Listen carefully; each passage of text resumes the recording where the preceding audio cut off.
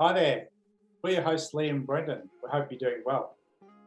In today's Living Care podcast, we'll be interviewing Dylan Langley. But let's say they're leaving, but they're thriving and they're doing well, and everything that could possibly be done for them is being done, and everything is in place in a good way. So picture that, and then picture how it is now, even with the positive changes that you've mentioned. What would need to change in your eyes to make that a reality? There's a couple of things. One, like there needs, the big thing I think is the support around that. And when I talk about support, I'm not talking about, I know we keep touching on it, but I'm not talking about these workers doing everything for them. Yeah. I'm talking about these workers empowering young people to do it for themselves, creating that transition early, highlighting what the young people's goals are. I know Better Futures is trying to look at doing that, but I still feel there's a long way to, and there's a bit of a gap in that. Like we're now looking at making sure that young people have forms of ID when they leave care and all that basic stuff. But what about their goals? What about their fitness? What about making sure they know how to cook, clean, those real independent skills? Those are things that I think could work on. But even outside of that, what are their dreams and aspirations? And then how can we help them get to that? And that's where it's going to vary from young person to young person. But it's about it's about sitting down with each young person, not just once, but sitting down with them at the beginning, working that out, and then walking alongside them to help that. And it doesn't have to be a worker to do that. No. Sure, a worker can sit down, write out the goals, but that's where the community can come in. The worker could reach out and find a community member with expertise in that field to be a mentor to those young people, to guide them along that path. And then the community is getting involved and you feel like a normal person again. You're not an outcast, locked up being out of home care. You're now this young person that belongs to a community that's transitioning into an adult and making your own decisions, your own life. So very simply, that's one thing. Outside of that, I think, they need to be a bit more. I know young people, and I heard Erin mention it about how, and I've had the same experience, workers do everything for you. And young people, I'll admit, like I did it, I think every young person does it, turns around and goes, well, I don't want to do that. I can't be bothered doing anything. We all have periods like that. But I think the workers or community members as mentors could really try and give it that little bit of a nudge. Needs to be gentle, needs to be done properly, but I think there's a time and space for that. And I look at where I am today, and I only got here because of the people around me. Like I've got support from friends, a little bit of family, but I also had mentors throughout that. I had a mentor from White Lion, who really encouraged me to try different foods.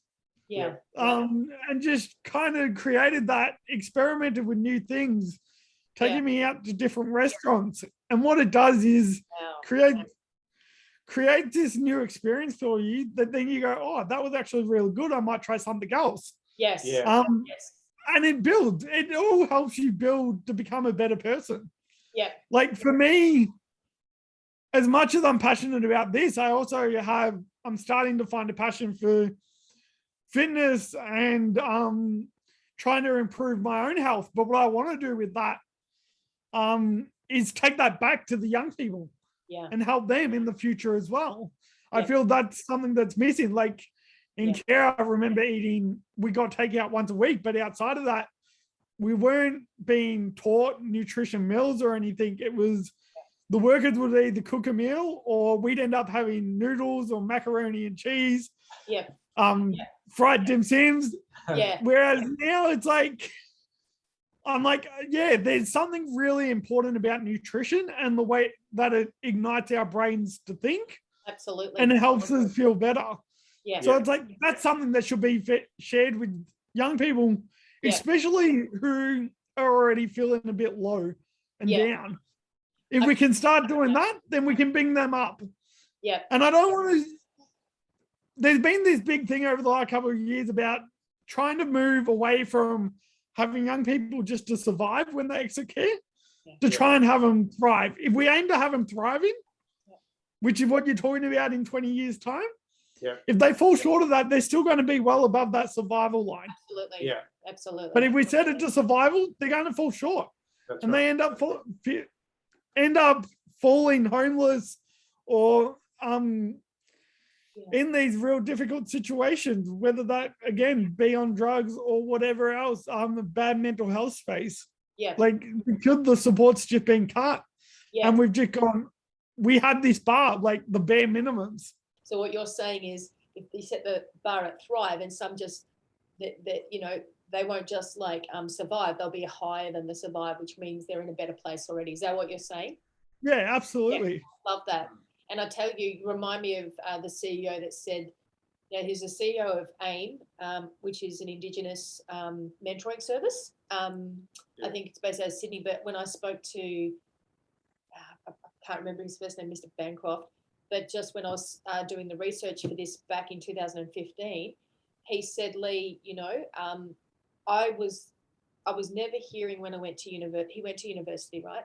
But as an Indigenous male, he never ever heard the statistics about how many young people went to university that were Indigenous and did well. All he kept hearing in his degree was the amount of Indigenous young people that become homeless, the amount of Indigenous young people that get involved in crime. So he just kept hearing that. And the reason why he started that organisation, which I love that you're starting to think and get vision for and get really excited about filling that gap for young people with their health and nutrition, because that's huge. That's huge. And just like him, he saw that gap and said that, no, I just want it to be different. So I'm going to start an organisation and start the bar. You're going to university. This is how it looks. Okay, so you're in this TAFE, but then there's expectation and that aspirational thinking. I totally love that. Yeah. I love what you talk about, empowering, not enabling, because, once you start focusing on empowering, then, that's where you're going to get results, and that's where you're going to get, positive change. And the opportunities that you talk about, these young people should be given opportunities just like anybody else. Opportunities to try different food, to go to a different place, to experience different things for themselves, different experiences. That's part of growing up.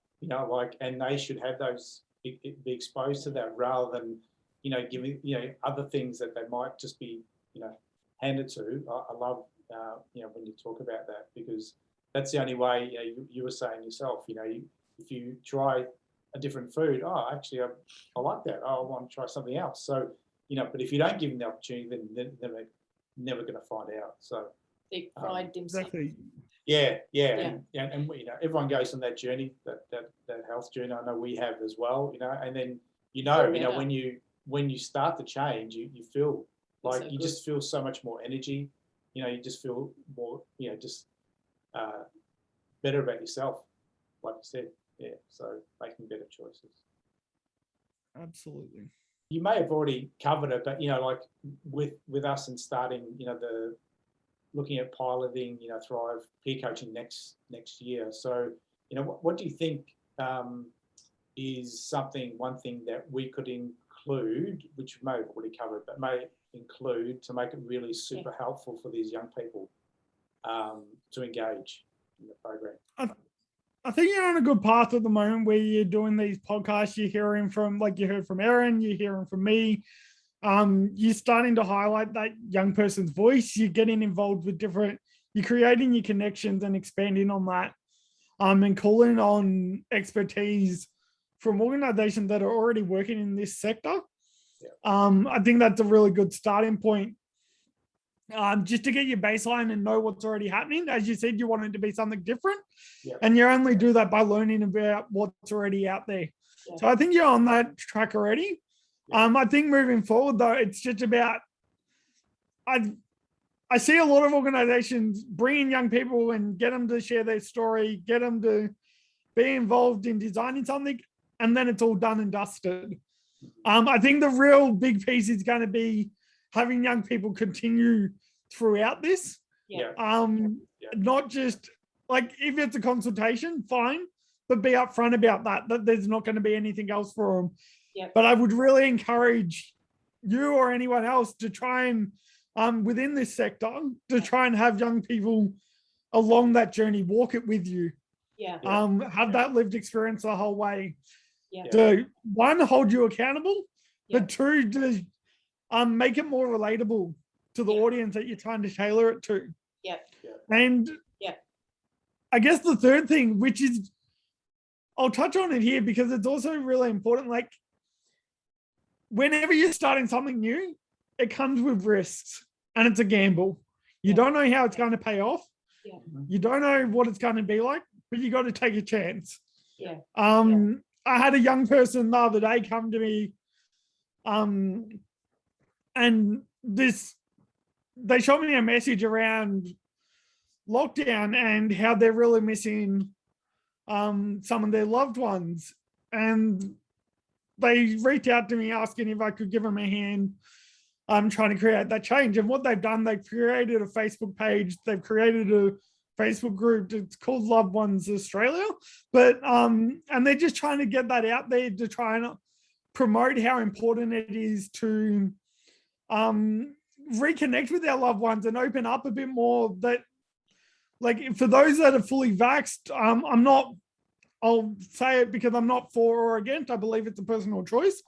But like, in terms of the government saying you get more freedoms if you're fully vaxxed and everything, I think it's really important that if you are vaxxed, you should be able to see your family.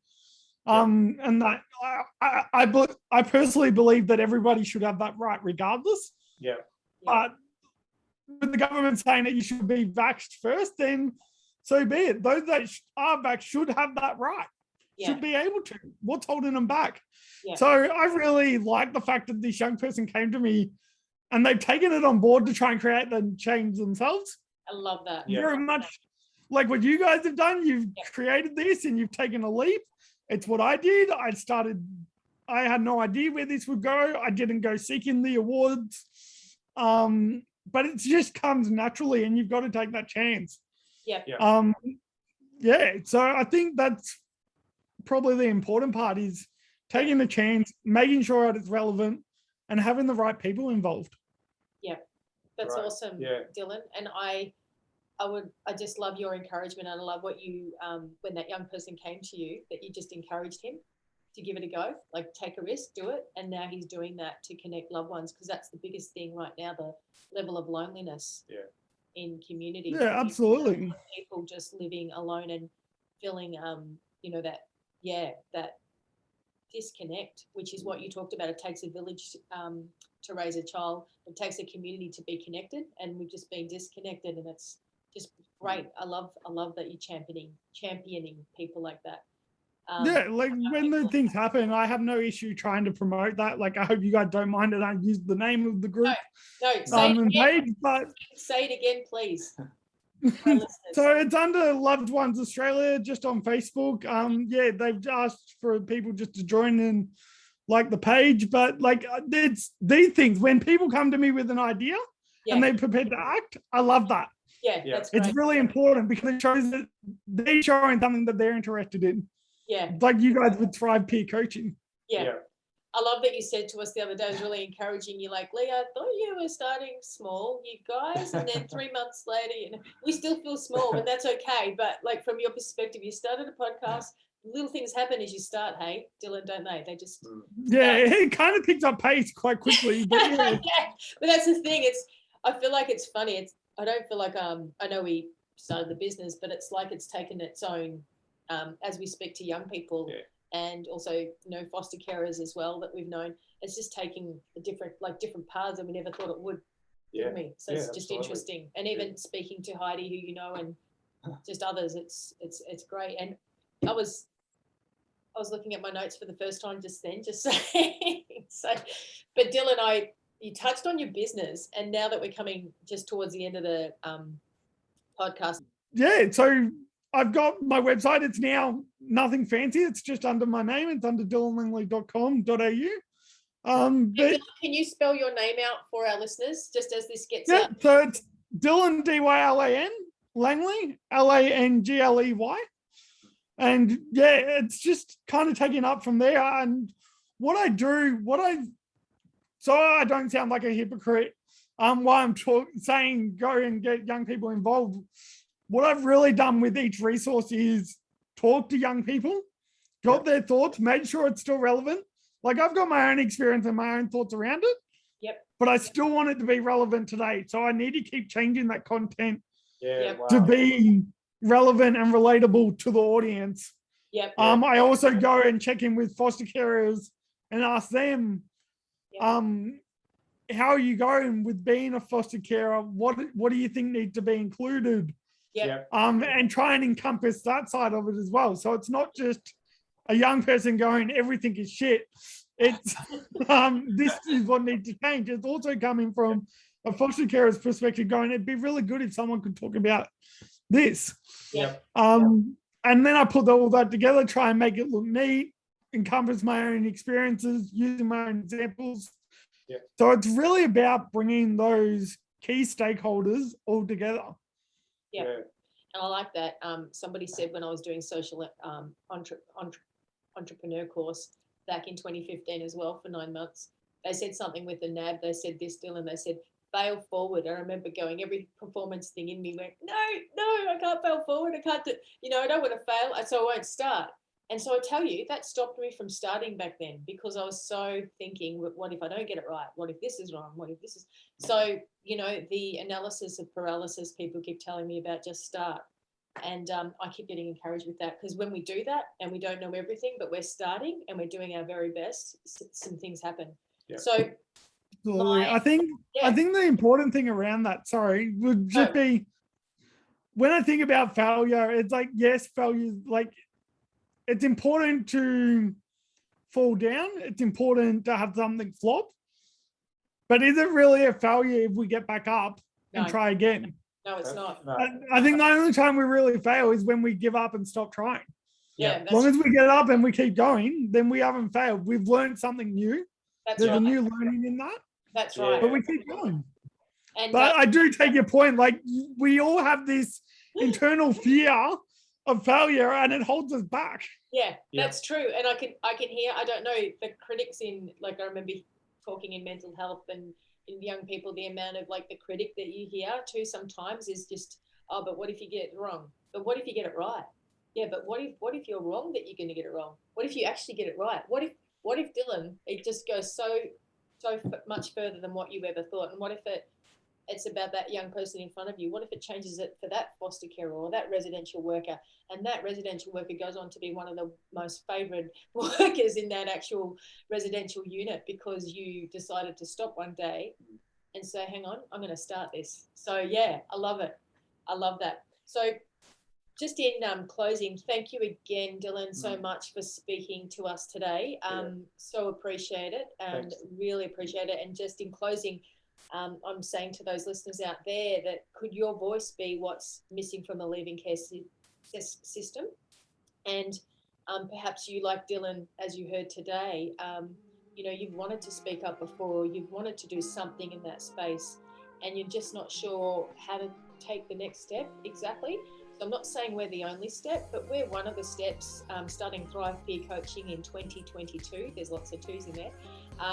We're going to pilot and launch Thrive Peer Coaching, like what Dylan said, with the lived experience of young people in our corner and really listening to the youth voice and starting Thrive Peer Coaching, which is supporting care leavers through peer support. So I just encourage you to get in touch with us by email or on our website, thrivepeercoaching.com.au. We're also going to have Dylan's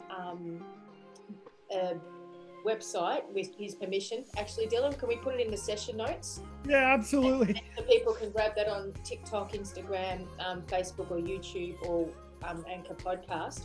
Yep. We'll put that in our session notes as well as thrivepeercoaching.com.au. And we want to wish you all the best for this Sunday. Have a fantastic Sunday.